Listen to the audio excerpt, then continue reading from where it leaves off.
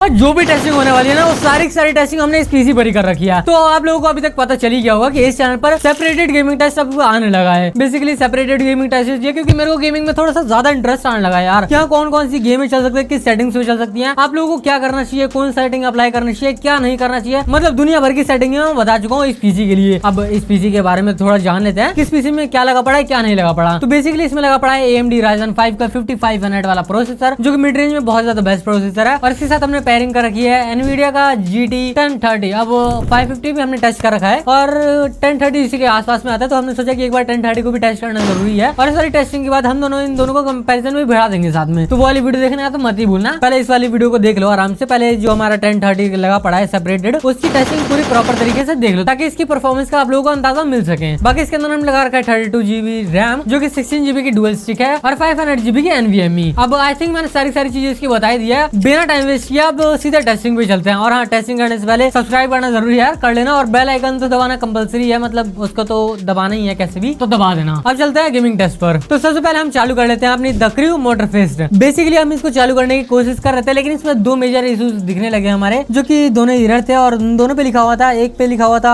Out of memory और एक पे लिखा हुआ था GPU लॉस्ट। मतलब ये हमारा जो GPU है उसका जो VRAM है वो बहुत ज्यादा कम है, जिसकी वजह से जो गेम है हमारी वो बिल्कुल ही नहीं चल पाएगी। बेसिकली जो हमारा 1030 ग्राफिक कार्ड है सिर्फ 2 GB के साथ में आता है, जिसकी वजह से गेमिंग के लिए तो बिल्कुल भी इनफ नहीं होने वाला। मेनली जो हमारी लो एंड गेम होती है ना, उसको भी लगभग 4 GB VRAM की जरूरत होती है, तब जाके जो हमारी गेम होती है वो स्मूथली रन कर पाती है। तो द क्रू मोटरफेस्ट तो एक बहुत ज्यादा हैवी गेम हो जाती है, वो वैसे भी नहीं चलेगी। तो इसके बाद हमने चालू कर दिया है काउंटर स्ट्राइक 2, जिसकी सेटिंग हमने रखी है मीडियम पर। सारी सेटिंग्स आप लोग अपने स्क्रीन पर देख भी सकते हो। बाकी अगर स्टैट्स की बातचीत करें इस गेम में, तो GPU यूसेज इसमें हमारा 100% है। GPU temperature 65 to 70 degree Celsius के आसपास फ्लक्चुएशन कर रहा है। CPU यूसेज 20 to 30% के आसपास अपनी पावर पुश कर रहा है, जबकि GPU हमारा 100% पावर में है। GPU टेम्परेचर हमारा 50 to 55 डिग्री सेल्सियस के आसपास ही है, जो कि मैं गर्म नहीं कहूंगा, ठंडा ही मामला अभी तक हमारा चल रहा है। रैम यूसेज हमारा 13 GB के आसपास है। 32 GB हमने रैम लगा रखा है, तो अभी बहुत ज्यादा रैम बाकी है यूज करने के लिए भी। बाकी अब बात करें हमारे FPS की, तो FPS हमारे 70+ आ रखे हैं, जो कि बहुत ज्यादा सही है इस गेम के लिए। अगर आप लोग खेलना चाहो तो आराम से इस गेम को मीडियम सेटिंग में एंजॉय कर सकते हो। अगर आप लोग हाई सेटिंग्स में जाते हो तो इसकी जो FPS है वो आप लोगों को 60 से नीचे या फिर 60 के आसपास अराउंड करते हुए मिल सकते हैं, जो कि मैं नहीं चाहूंगा कि आप लोगों को थोड़ा सा भी लैग महसूस भी हो, तो इसलिए मीडियम सेटिंग पर जाना आप लोगों के लिए बेस्ट रहेगा। और वैसे भी ग्राफिक्स एक टाइम पे कौन ही देखता है, तो स्टार्टिंग में कुछ लोग देखते हैं फिर उसके बाद उसको इग्नोर ही कर देते हैं। मेनली हमारी गेम होती है कि गेम में एक्शन की बात हैं। तो इसके बाद हमने चालू कर दिया है बैक फॉर ब्लड, जिसकी हमने सेटिंग्स रखी है मीडियम पर। आप लोग सामने स्क्रीन पर देख भी सकते हो, मतलब हमारा क्वालिटी प्रीसेट वो मीडियम पर ही है। अगर इस गेम के स्टैट्स की बातचीत करें तो GPU यूसेज जिसमें हमारा 100% है। GPU टेम्परेचर 65 डिग्री सेल्सियस के आसपास है और CPU यूसेज 15 to 20 के आसपास। CPU हमारा पूरी पावर लगा ही नहीं रहा है, जो भी पूरी पावर है वो हमारे GPU ने ही लगा रखी है। बाकी इसके बाद अगर बातचीत की रहे हमारे CPU टेम्परेचर की,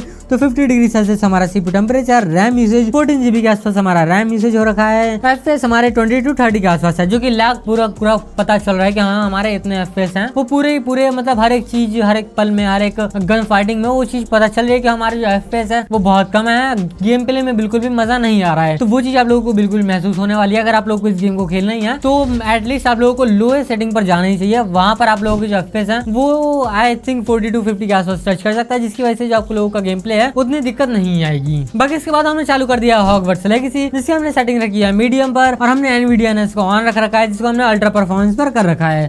सारी सेटिंग्स आप लोग अपने स्क्रीन पर देख भी सकते हो। अब बातचीत करें हमारे स्टैट्स की, तो GPU यूसेज पर अगर नजर डाली जाए तो 100% हमारा GPU यूसेज है, जो कि कुछ गेमों से चलते हुए आ ही रहा है। GPU टेम्परेचर 60 डिग्री सेल्सियस के आसपास है। CPU यूसेज 10% के आसपास ही है, जो कि CPU अपनी पावर है वो पूरी नहीं लगा रहा है, वो बहुत ही ज्यादा कम पावर अपनी लगा रहा है। बाकी अगर बातचीत करें हमारे CPU टेम्परेचर की, तो 45 डिग्री सेल्सियस, जो कि ठंडा ही पड़ा है। 19.5 GB के आसपास हमारा रैम यूसेज है। वैसे भी जो हमारी हॉगवर्ट्स लेगेसी है ये बहुत ज्यादा रैम कंजप्शन करती है, बट फिर भी इसके हिसाब से अगर देखा जाए तो उतना ज्यादा रैम यूसेज नहीं है। 32 GB हमने रैम लगा रखा है, तो अभी बहुत ज्यादा बाकी भी है। और बात आती है हमारे मेनली FPS की, तो FPS हमारे 10 ही आ रखे हैं, जो कि बिल्कुल भी मेरे को पता ही था। जो हमारा 1030 है वो 2 GB का ग्राफिक कार्ड है, जो कि बिल्कुल भी नहीं ही झेलने वाले इन सब चीजों को। तो एटलीस्ट 4 GB का ग्राफिक कार्ड होता है, या फिर हमारा 1650 जो हमारा 4 GB के साथ आता है वो इस गेम को आराम से हैंडल कर लेता है मीडियम सेटिंग पर, एनवीडिया NS अल्ट्रा परफॉर्मेंस पर रहने के बाद, तो इतनी दिक्कत नहीं आती है उस ग्राफिक कार्ड में। बाकी इसके बाद हमने चालू कर दिया टेकन 8, जिसकी हमने सेटिंग्स रखी है मीडियम पर और हमने एनवीडिया NS को अल्ट्रा परफॉर्मेंस पर भी रख रखा है, जो कि आप लोग सामने देख सकते हो। अब बातचीत करें हमारे स्टैट्स की, तो स्टैट्स पर अगर नजर डाली जाए तो GPU यूसेज हर बार की तरह हमारा 100% पुश पर है। GPU temperature 55 degree Celsius. CPU usage 5% के आसपास, मतलब 5 to 10 के आसपास वेरिएशन कर रहा है। CPU टेम्परेचर 40 के आसपास है